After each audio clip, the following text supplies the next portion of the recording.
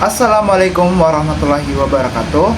Perkenalkan, nama saya Aritis Daniwirya dari Universitas Teknokrat Indonesia, Fakultas Teknik dan Ilmu Komputer, Prodi Informatika 25A dengan NPM 253120002. Saya di sini akan mereview tentang film berjudul dengan Life of Pi yang dirilis pada tanggal 30 November 2012. Genre drama, petualangan dan juga fantasi. Film ini berdasarkan kisah sebuah novel, Life of Pi, karya Ian Melville. Awal kisah, seorang novelis bernama Ian Melville mendatangi rumah seorang yang bernama P. Patel di Kanada. Novel tersebut mendengar kabar bahwa P. Patel memiliki kisah yang sangat bagus jika dijadikan sebuah buku. Lalu dari sinilah P. Patel menceritakan sebuah kisah yang cukup menginspirasikan sang novelis. Ayah P adalah seorang pemilik kebun di Pondicherry yang merupakan bagian Prancis di India. Ayahnya menamainya berdasarkan kolam renang yang ada di sana, yaitu Piscine Small Patel. Alasan ayahnya memberi nama tersebut karena saudara ayahnya, yaitu paman Pi bernama Mamaji, berkata bahwa jika kau ingin putramu memiliki jiwa yang murni, kau harus menjadi bawahan olok-olokan. Karena namanya terdengar lucu, karena ia dipanggil dengan nama Pi, atau kalau bahasa di sana pissing, adanya kencing. Yang semula nama tersebut dari salah satu nama kolam renang Prancis yang elegan. Keluarga Pi beranggotakan ayah, ibu, dan satu kakak laki-laki. Pi dibesarkan dalam keluarga penganut agama Hindu. Namun ayahnya memilih untuk menjadi ateis karena masa kecilnya mengidap penyakit polio dan beranggap bahwa dewa tidak menolongnya di saat ia membutuhkannya. Namun di samping itu, ibunya masih memeluk agama Hindu dan mengajarkan kepada Pi. Pada saat di usia 12 tahun, suatu hari Pi dan kakaknya sedang berjalan-jalan di daerah pegunungan. Mereka menemukan sebuah gereja di sana dan kakaknya menentang Pi untuk minum air suci yang ada di dalam gereja tersebut. Dari situlah Pi mulai tertarik dengan agama Katolik dan memeluk agama tersebut. Namun, tidak sampai di situ, ia menemukan sekelompok umat muslim sedang menjalankan ibadah sholat di dalam masjid dan tiba-tiba ia tertarik untuk mempelajari ilmu agama Islam. Pada akhirnya, ia memeluk 3 agama sekaligus, yaitu Hindu, Katolik, dan Islam. Di dalam kehidupan manusia, memang terlahir dengan agama warisan dan orang tua. Jika kita lahir dalam keluarga Islam, maka kita akan otomatis diajarkan dengan agama Islam, dan tentu saja sebaliknya dengan agama lain. Namun, sedikit dari seseorang yang menemukan memang tergantung dari pribadi masing-masing untuk menemukan kedamaian dalam kepercayaan yang dianut. Dan Pi memilih untuk memeluk 3 agama sekaligus karena dia hanya ingin mencintai Tuhan. Saat Pi berusia 16 tahun, ayahnya menyampaikan keluarganya akan meninggalkan India dan mencoba kehidupan baru di Kanada karena akan mengalami kebangkrutan. Ayahnya menjual tanah kebun binatang yang sedangkan hewan-hewan masih hak milik dari keluarga Pi. Akhirnya ayah Pi memesan tiket untuk satu keluarga beserta hewan-hewan yang rencananya akan dijualkan di Amerika Utara. Mereka menaikkan kapal barang Jepang yang bernama Shimizu. Dalam perjalanan mereka mengalami badai yang sangat besar dan disitulah musibah besar yang dialami dan mungkin tidak akan terlupakan dalam kehidupan Pi adalah ia tidak bisa menyelamatkan keluarganya yang tenggelam bersama kapal di Palung Mariana. P berhasil selamat karena ia diselamatkan oleh awak kapal untuk pergi ke Skocie terlebih dahulu. Dia selamat dengan 4 hewan kebun binatang yang tersisa di atas Skocie, yaitu zebra, harimau, hyena, dan orangutan. Pada kondisi yang terombang-ambing ombak di tengah Laut Pasifik, keadaan mulai menjadi sangat buruk. Hyena menyerang, memangsa zebra dan orangutan. Namun kemudian hyena tersebut diterkam oleh harimau yang ada di dalam Skocie tersebut. Kelaparan juga mendatangi Pi, namun ia sadar bahwa ada sejumlah cadangan makanan di dalam Skocie. Terhitung telah berbulan-bulan Pi dengan harimau tersebut berada di lautan Samudra Pasifik. Pi merakit sebuah Skocie kecil dari sisa kayu Skocie utama. Ia juga harus memenuhi kebutuhan makanan harimau tersebut, atau kalau tidak maka dialah yang akan menjadi santapan dari harimau tersebut. Pi tidak menyerah.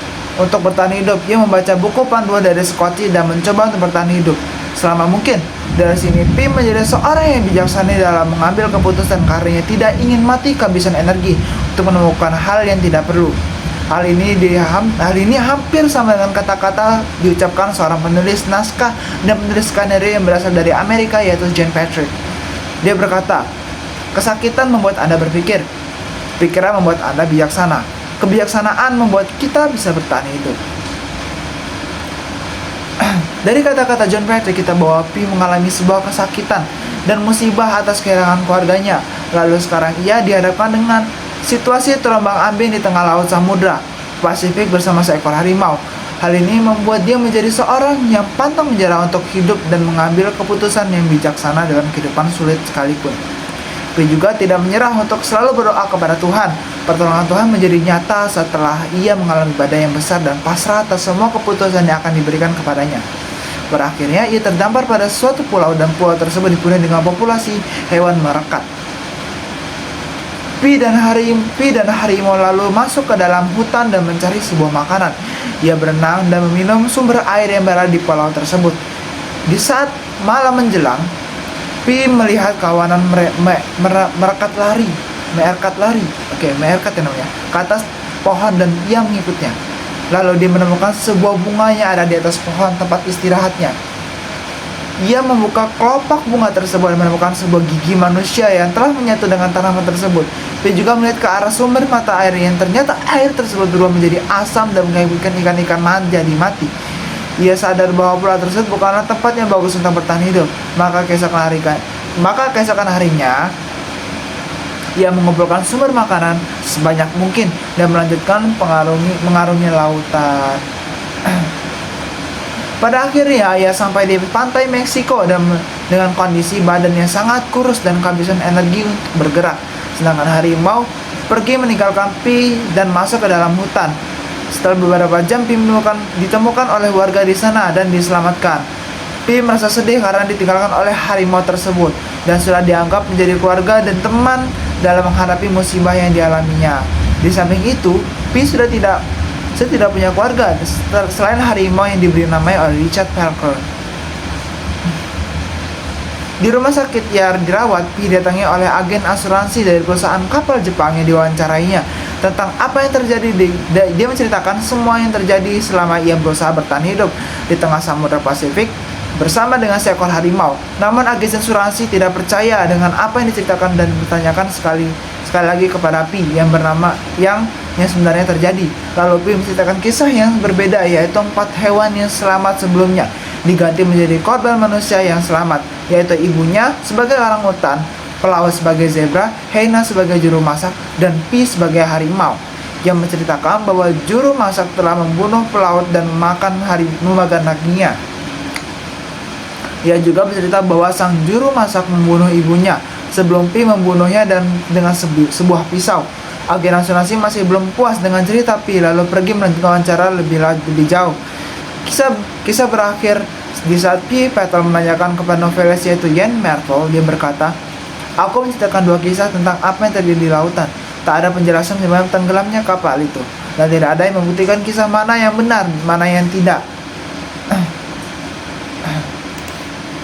Di kedua kisah itu, kapalnya tenggelam, keluarga meninggal dan akan menderita, dan menjadi kisah mana yang lebih kau sukai? Sang novelis menjawab, kisah yang ada harimaunya. Kisah itu lebih baik. Dari kisah ini kita belajar bahwa peristiwa yang kita lalui merupakan sebuah cara untuk kita belajar menjadi lebih baik dan mengingatkan kita kepada Tuhan.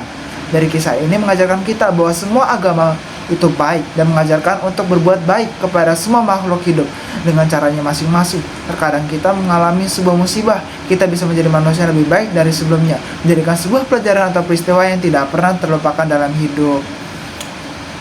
Sekian cukup dari review film saya dengan tentang judul Life of Pi. Saya akhiri. Wassalamualaikum warahmatullahi wabarakatuh.